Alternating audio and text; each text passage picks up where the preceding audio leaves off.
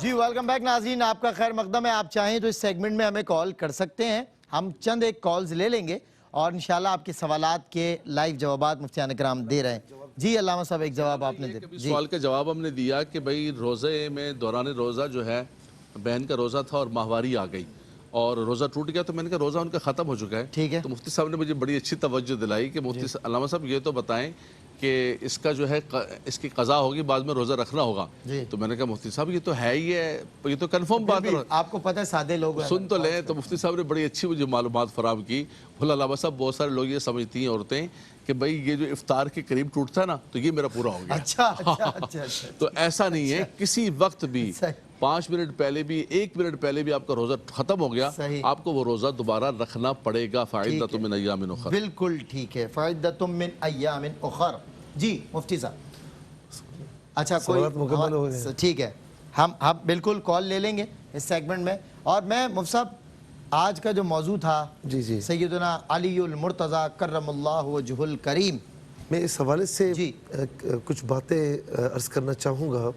حضرت علی المرتضیٰ رضی اللہ تعالی عنہ جیسے مثال کے طور پر آپ فیصلہ کرنے میں بڑے حاضر دماغ تھے، اچھا، اور قبلہ سلمان بھائی اس کے لیے فیصلہ کرنے میں واقعی حاضر دماغی اور علم کا ہونا بہت ضروری ہے۔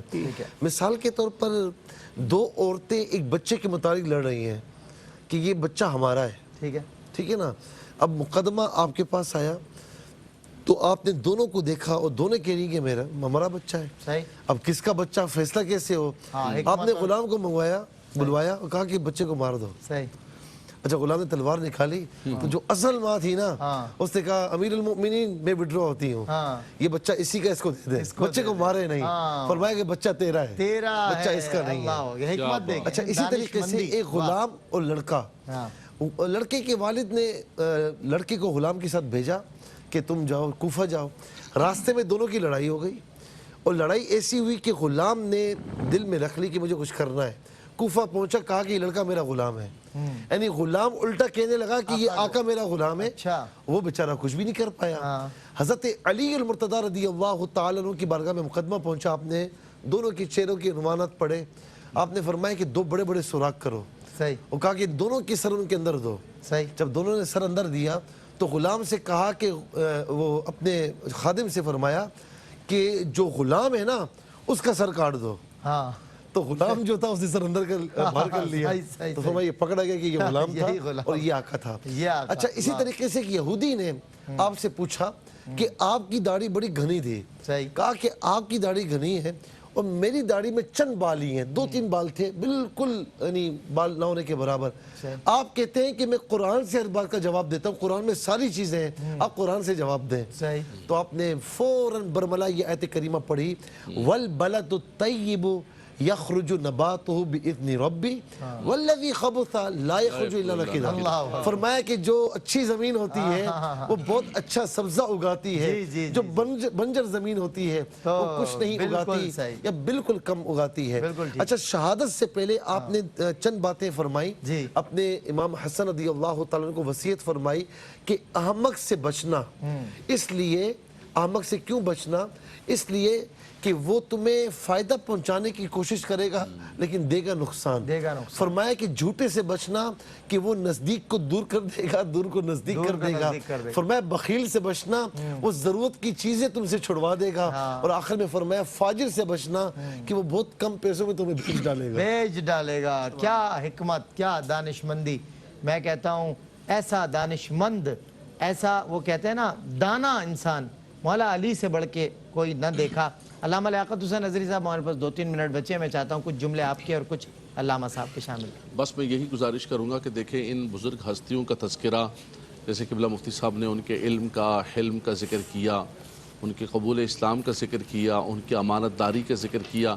مقصد یہ ہوتا ہے، یہ واقعات سنانے کا صرف کوئی ریپیٹلی مقصد نہیں ہوتا ہے یا کوئی سٹوری پروگرام نہیں ہوتا، ہمارا مقصد یہ ہوتا ہے کہ ہم ان اللہ کے مقبول بندوں کی زندگیوں سے، ان کے سیرت سے، ان کے کردار سے اپنی زندگیوں کو سنواریں، صحیح، اپنی زندگیوں کو اچھا کریں. ہماری زندگیوں کے اندر جہاں کمی ہے، کوتاہی ہے، عبادات کے اعتبار سے، معاملات کے اعتبار سے، ہر چیز کے اعتبار سے ہم اس کو پورا کریں.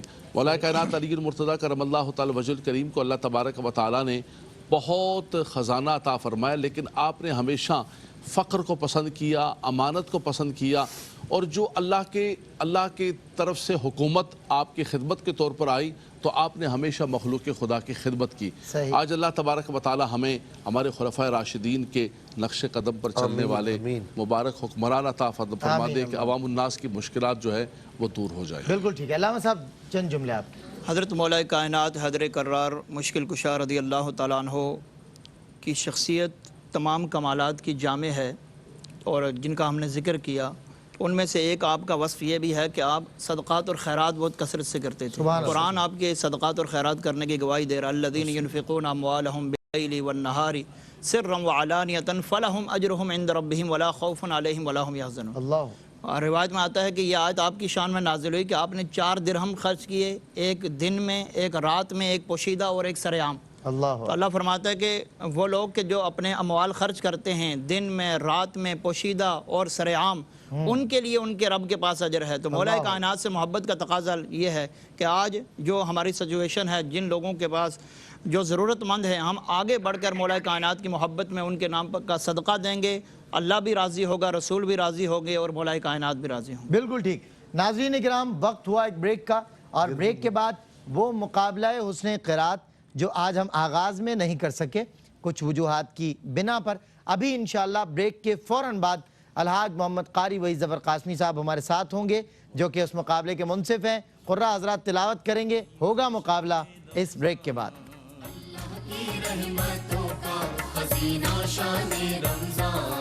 بخشش و مغفرت کا، بخشش و مغفرت کا سفینہ شان